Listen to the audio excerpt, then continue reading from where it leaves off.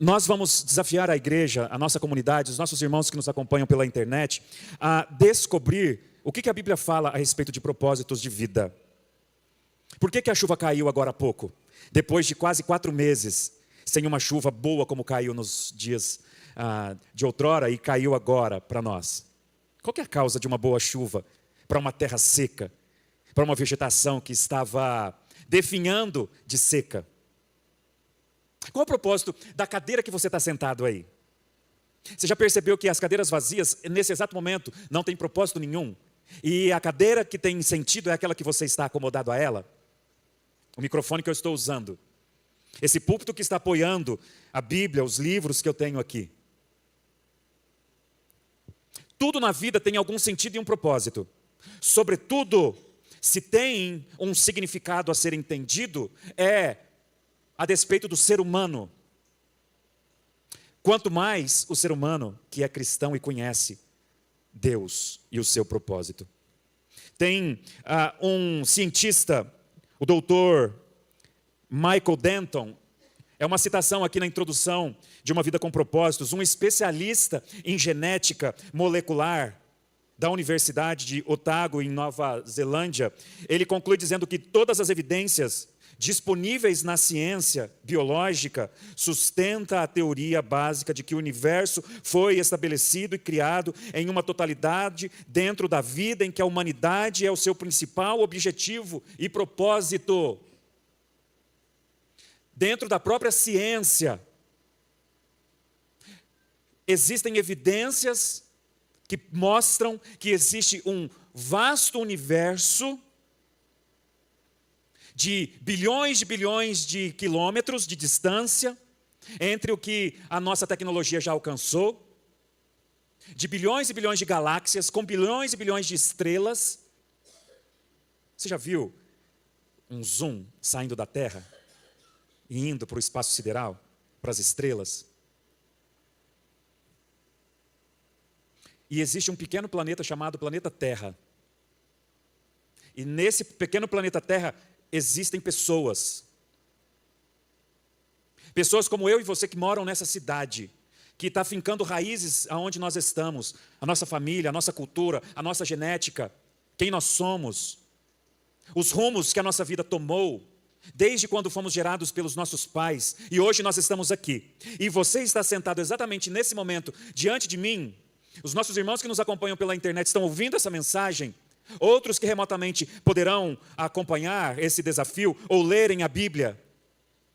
E livros inspirados pela Bíblia como Vida com Propósitos e encontrar o significado da vida.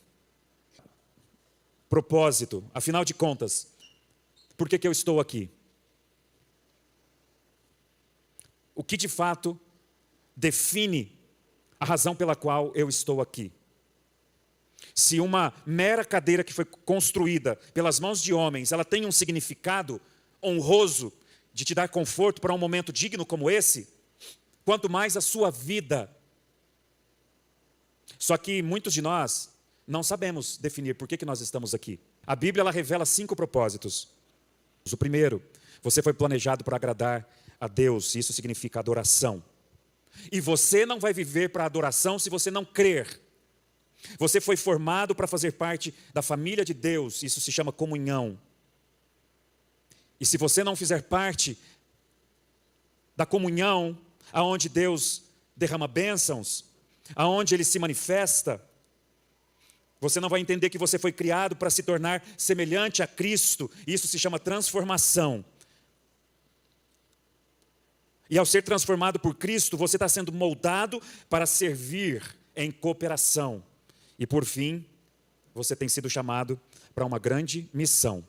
Os 5 propósitos são adoração, comunhão, transformação, cooperação e missão. Se a tua vida não alcançar alguns desses objetivos, e essa é a métrica usada por Deus, a régua para medir o propósito da tua vida, se você não se encaixa nisso, você está vivendo uma vida sem propósitos. Estabeleça os propósitos espirituais na sua vida e você terá bênçãos de Deus na tua vida. E eu vou ver algum sentido ou não? E diante de Deus, você será julgado e avaliado, a sua vida, você dará prestação de contas de tudo que sai da tua boca, de tudo que passa em seus pensamentos, de tudo que é fruto das suas mãos, de todo o tempo que você gastou ou desperdiçou a despeito do projeto que Deus tem para você. Então, em primeiro lugar, tudo a despeito do propósito de Deus, tudo começa com Deus. Tudo, absolutamente tudo começa nele. Não havia nada. E Deus disse, haja luz. Deus disse, haja árvores, haja estrelas, haja mares, peixes nos mares, haja animais nas florestas. E em algum momento da história da criação ele disse, haja o homem, haja a mulher. E ele disse, sejam férteis e multipliquem-se na terra. Tudo começa em Deus. Eu queria que você abrisse a sua Bíblia ou lesse comigo aqui o texto de Colossenses capítulo 1, versículo 16. Colossenses capítulo 1. Pois tudo, na versão aqui, a mensagem, pois tudo, absolutamente tudo, acima e abaixo da terra, visível e invisível, tudo começou em Cristo e nele encontra propósito. Adorei essa versão a mensagem, de Eugene Peterson. E aqui há uma menção importante quando ele traz a ênfase de que em Cristo e nele se encontram os propósitos da vida. Não há qualquer possibilidade de uma compreensão mínima a respeito do sentido da vida sem Deus. E a grande dificuldade nesse processo é como encontrar sentido em Deus se eu não vivo Deus no meu dia a dia. Se não há em mim qualquer perspectiva de inclinação espiritual.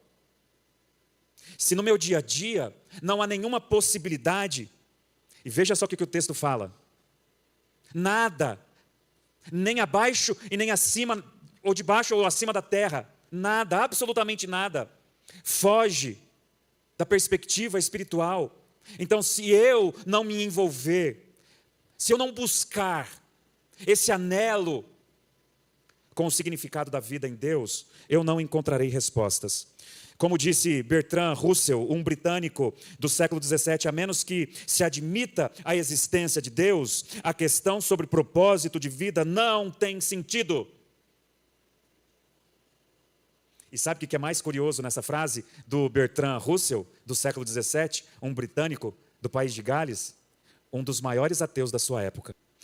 Então, a despeito disso, ele dizia, não faz para mim nenhum sentido encontrar algum propósito na vida.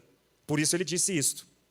A menos que se admita a existência de Deus, não há nenhum sentido, não há nenhum propósito. Então, de certa forma, é bem cômodo ser ateu. E como eu já disse em algumas vezes, numa série de mensagens no passado, que existe dois tipos de ateísmo, de pessoas que não creem em Deus. O ateísmo teórico, que é aquele que de fato afirma que Deus não existe. Como o Bertrand Russell. Eles creem na não existência de uma divindade, de uma mente brilhante, de uma mente inteligente que criou todas as coisas. Nós cremos que Deus criou e que tem um propósito para a sua vida e que a sua vida sem Ele não faz nenhum sentido, porque de fato você vive o que se chama o segundo tipo de ateísmo, que é o ateísmo prático. Você até acredita em Deus, mas você vive como se Ele não existisse. É por isso que a sua vida não faz sentido. É por isso que talvez o teu casamento não faz sentido. É por isso que talvez os teus dias não tenham tido nenhum propósito. Porque realmente, a menos que se admita a existência de Deus, não há realmente nenhum sentido. Não há nenhum propósito. Porque fora de Deus não há ética.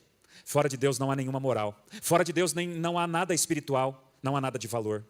Não faz sentido. É por isso que cresce a cada dia mais numa vida pós-moderna, movimento de gênero, de ideologia de gênero, de negar absolutos. E como nós cremos, já foi dito pelo pastor Hernandes Dias Lopes, a igreja aceita todos. O dia que entrar, e eu oro para que entre homossexuais, pessoas de qualquer raça, tribo, língua, status sociais, as pessoas precisam estarem aqui. Jesus esteve com os pecadores. Mas nós continuaremos dizendo, a igreja aceita todos, mas não aceita tudo. Porque nós temos a consciência da existência de um Deus e de valores de fé que me dá sentido de propósito a partir da fé, da crença, do que Ele predeterminou como valor e fé para a minha própria vida. Então, em segundo lugar, você não é o foco. E isso é legal aqui numa vida com propósitos. A Bíblia, ela é contracultural. A Bíblia prega um Deus que quer amar você, que quer salvar você do inferno, do juízo, do pecado, confrontando você. E isso é amor. O mundo quer condenar você, te abraçando com prazeres momentâneos que enganam a alma sedenta por prazer longe de Deus. Concentrar tudo em nós mesmos jamais desvendará qualquer forma de propósito para a nossa vida, jamais. Por isso que nós dizemos aqui na Reviva que tudo é sobre Jesus, tudo é sobre Deus, tudo é sobre Ele. E absolutamente, proporcionalmente, tudo sendo sobre Ele, revela-se tudo sobre mim, a despeito do melhor que Ele tem para nós. E isso é muito legal nas Escrituras. Você foi feito por Deus e para Deus, e até que você compreenda isso, a vida não terá nenhum sentido. Enquanto você continuar focado em você mesmo, na sua vida, no seu umbigo, e essa é uma proposta de toda a possibilidade de livros de autoajuda, de uma psicologia centrada no homem, que você tem um Deus dentro de você mesmo, e toda aquela balela em que tenta exaltar o ser humano, o ego da pessoa, sem a existência de um Deus. De fato, há valor em você, em mim. Há valor. Mas um valor em redenção. Há um valor recuperado que foi perdido no jardim do Éden. Então, até que você compreenda isso, você não encontrará propósito. Quer uma prova disso? Olha lá Eclesiastes capítulo 1, versículo 14. Eclesiastes capítulo 1, versículo 14. É uma conclusão de Salomão. E a Bíblia fala que ele foi o homem mais sábio que pisou nessa terra. Então ele tem credibilidade para dizer o que ele disse. Eu tenho visto tudo o que se faz nesse mundo e te digo, tudo é ilusão. É tudo como correr atrás do vento. Em que a compreensão de que tudo começa em Deus e de que o foco não sou eu, começa a abrir os horizontes e uma janela de possibilidades de encontrar propósitos de valores eternos que radicalmente transformam a nossa vida, transformam a nossa percepção. Porque me faz enxergar Deus como Ele realmente é e eu como eu realmente sou. Um pobre miserável que carece de graça, que por vezes, e por muitas vezes, corre atrás do vento, corre atrás do nada, desperdiça a vida atrás de coisas que realmente fazem um sentido momentâneo e realmente não faz a diferença que deve fazer. Mas nós somos como viciados da Cracolândia. Somos moribundos sem Cristo, atrás de prazeres irrisórios que não fazem a real e a verdadeira razão a qual de fato viver. Mas por que as pessoas estão constantemente? Essa é a realidade do que se vai acontecer amanhã, a partir das 5 horas da manhã, ou até mais cedo para muitas pessoas no planeta. Correr, correr, correr. Correr atrás de muita coisa, correr atrás de muito dinheiro, correr atrás de muitos objetivos, correr atrás de muitos propósitos que não são espirituais. Agora, eu te digo, não há nenhum problema de acordar de madrugada e ir trabalhar, estudar, se preparar, ganhar dinheiro, para abençoar a sua família, para ter uma vida confortável. O problema é a percepção de correr atrás destas coisas sem a perspectiva de Deus, que é correr atrás de vento, em que tudo isso é uma grande ilusão. Agora, as Escrituras continuam nos orientando de que, ok, tudo começa em Deus, e a parte dele não há nada que faz sentido, de que o foco não sou eu, é Ele. Mas, em terceiro lugar, acredite, você não é um acidente. Você não é um acidente. Entre milhões de células do seu pai, você ganhou. Você foi gerado. Você está aqui. E que, inclusive, um parênteses bem rápido que eu vou fechar aqui, a partir da percepção de Deus, a discussão sobre aborto torna-se muito séria. A concepção da vida. Inclusive de pessoas que são fruto de um abuso sexual, em que aquela mãe foi corajosa de gerar aquele filho, que poderia ser abortado, e hoje é um cientista, hoje é um médico, hoje é um missionário que prega lá no interior da Índia.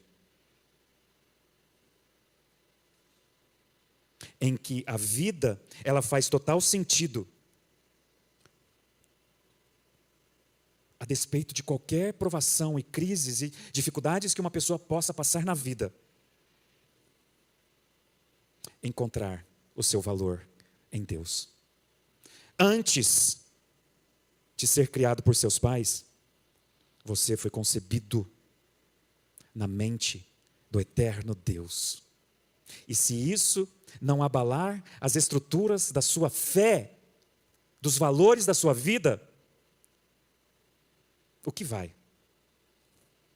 Ouvir que você não é um acidente, que você tem valor para Deus, que absolutamente em um universo de bilhões de galáxias, você é especial para Ele, que antes de você ter sido criado pelos seus pais, você já foi concebido na mente do Pai eterno.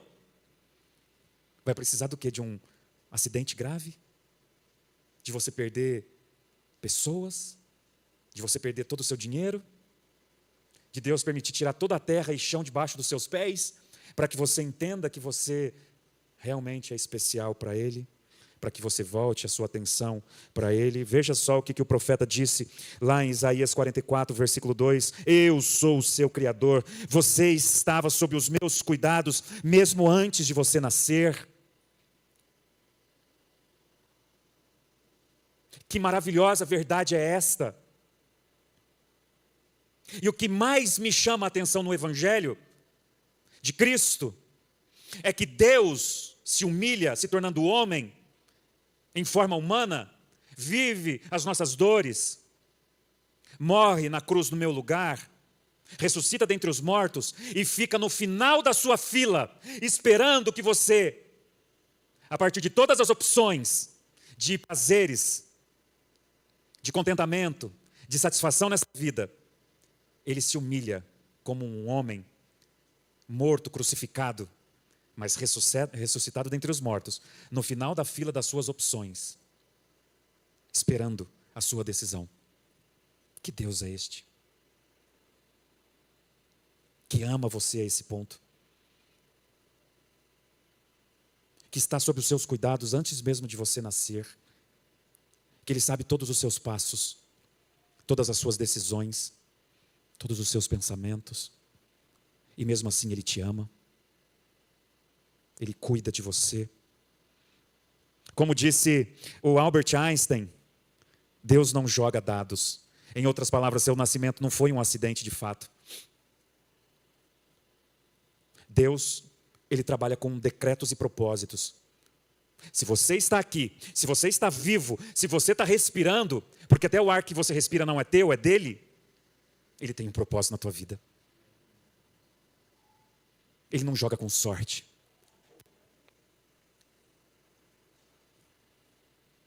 Ele trabalha com planos. E Ele tem planos para os seus.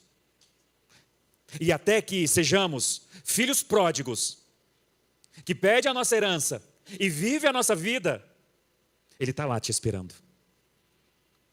Esse é o plano dele para mim e para a sua vida.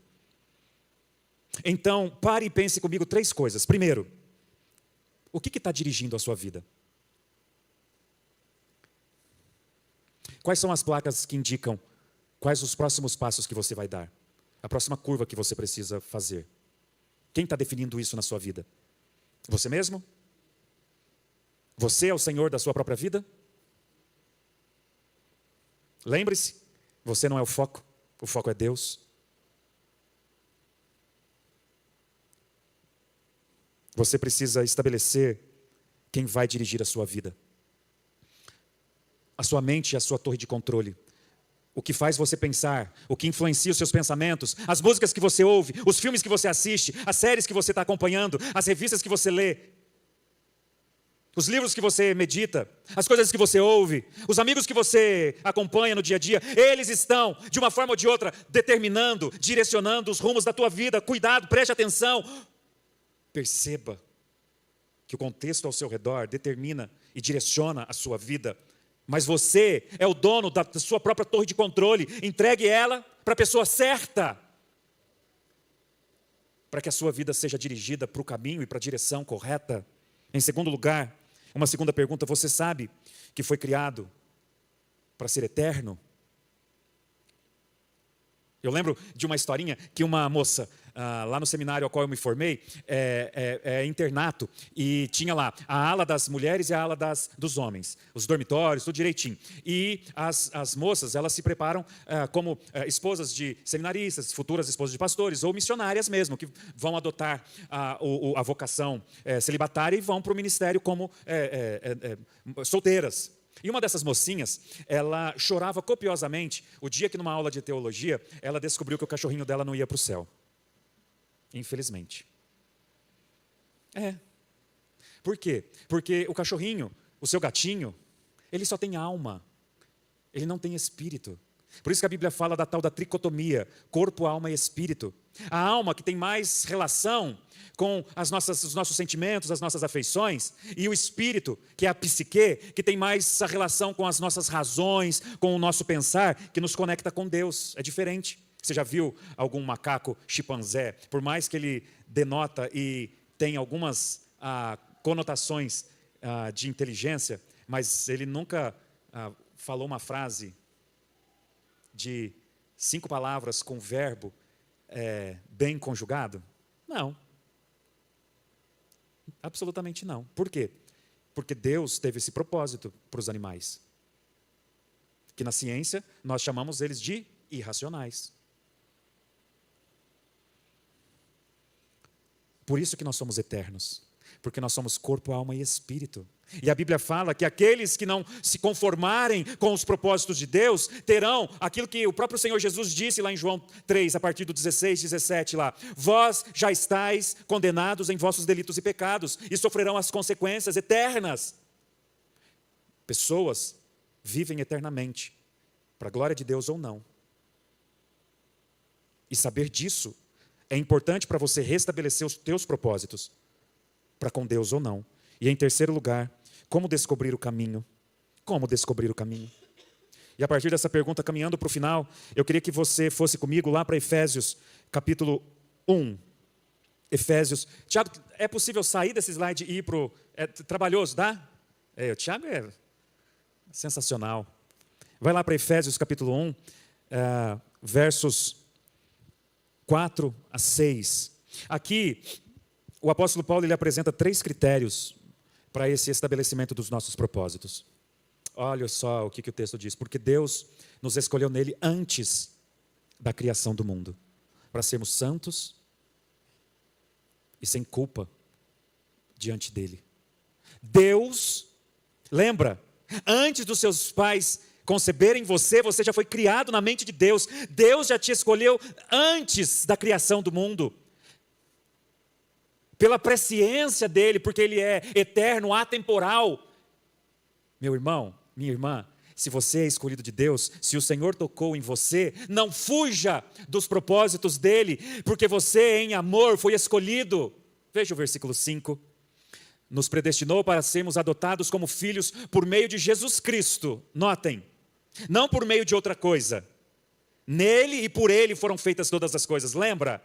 O foco não somos nós. Tudo começa nele. Por meio de Cristo Jesus, conforme o bom propósito da sua vontade pré-estabelecida de Deus para mim e para você. Portanto, no versículo 6, para o louvor da sua glória, gloriosa graça, a qual nos deu graciosamente por meio do amado, e amado aqui é Cristo Jesus. Agora vamos voltar lá para os slides. E eu queria te chamar a atenção a partir de Efésios capítulo 1 que nós lemos, que aqui nós temos 3 critérios para estabelecer os propósitos de Deus para a nossa vida. Em primeiro lugar, você descobre a sua identidade e propósito no seu relacionamento com Cristo. Creia em Jesus como seu Senhor e Salvador. Não há outro caminho. Isso é loucura para o mundo, mas é sabedoria de Deus para mim e para você. Nós cremos no Nazareno ressuscitado dentre os mortos. Nós cremos no Filho de Deus que pisou esta terra e sofreu as nossas dores. Nós cremos naquele que encarnou-se, o Deus, a segunda pessoa da Trindade, o Filho de Deus. Carregou sobre si as nossas doenças, as nossas enfermidades. No dia em que ele foi crucificado no Getsemane, ele suava sangue, porque o peso do mundo e do pecado estava sobre ele. Por isso que em João 3,16 diz que Deus amou o mundo de tal maneira para que todo aquele que nele creia não morra, mas tenha vida eterna. Absolutamente, você só vai encontrar a sua identidade e propósito no seu relacionamento com o Filho de Deus. Não há outro caminho, não há. Pessoas podem até encontrar algum sentido na vida fora de Cristo, mas é como fumaça, é como a relva, é correr atrás do vento. Como o sábio Salomão disse em Eclesiastes, é ilusão. Cristo é a razão, Cristo é a verdade, Ele é a salvação. Em segundo lugar, um segundo critério que nós vemos em Efésios é que o propósito pré-determinado por Deus para a sua vida é anterior à sua concepção. E isso deve ser muito especial para você. Quando você, então, ao saber que Deus já te concebeu antes da criação, Ele já me conhecia. Davi vai dizer no Salmo 139 que em pecado a minha mãe já me concebeu, e ele já sabia por causa desse conhecimento maravilhoso do Deus que já nos conhecia lá no ventre de nossas mães. E todo o propósito determinado por Deus em nossas vidas já foi pré-estabelecido antes da criação. Então fugir de algo que Deus já estabeleceu para você, me desculpe, é tolice da sua parte. Errar uma vez é humano, errar 2, 3 vezes, eu costumo dizer que é humano, mas errar 4 vezes para frente já é burrice. E haverá um juízo para pessoas que moram lá no interior do sertão, que não têm o privilégio que você tem de estar aqui nesse momento, ouvindo essas verdades de maneira tão bem explicada. Pessoas que, para ter um missionário lá uma vez por mês, é difícil. Tem que ter avião para levar os caras lá. Eles andam 3 dias para chegar de barco pelos rios, para ouvirem o que vocês estão ouvindo todo domingo. Então, ao crer que Deus pré-estabeleceu um propósito para você, deve tornar o teu coração mais comprometido a despeito desses propósitos. E por fim, em terceiro lugar, o sentido da sua vida só vai se encaixar a um propósito que é maior. Há um propósito maior, acredite nisto. Há um propósito maior do que você fazer parte da Reviva. Há um propósito maior de algum dia você ter recebido a revelação de Deus nas Escrituras. Há um propósito maior. Há um propósito maior na dor. Estava ouvindo esses dias com a minha esposa que um pregador lá na internet pregando a nós, dizendo, olha, a dor, ela não tem autoridade para destruir você, mas para transformar você. Assim como a dor fez em Jó, dobrando os nossos joelhos diante daquele que é o digno de louvor e de adoração e que pré-estabeleceu que o propósito das nossas vidas fosse para glorificá-lo. A Ele toda a glória e toda a honra. A Ele em que em algum momento, quando Ele chegar e descer sobre as nuvens, em que a Bíblia vai dizer que todo joelho vai se dobrar, toda língua vai confessar que Ele é Senhor. Que o sentido da sua vida que o significado da sua vida se encaixe com esse propósito maior. Descubra o seu propósito e permita que Deus transforme radicalmente a sua vida.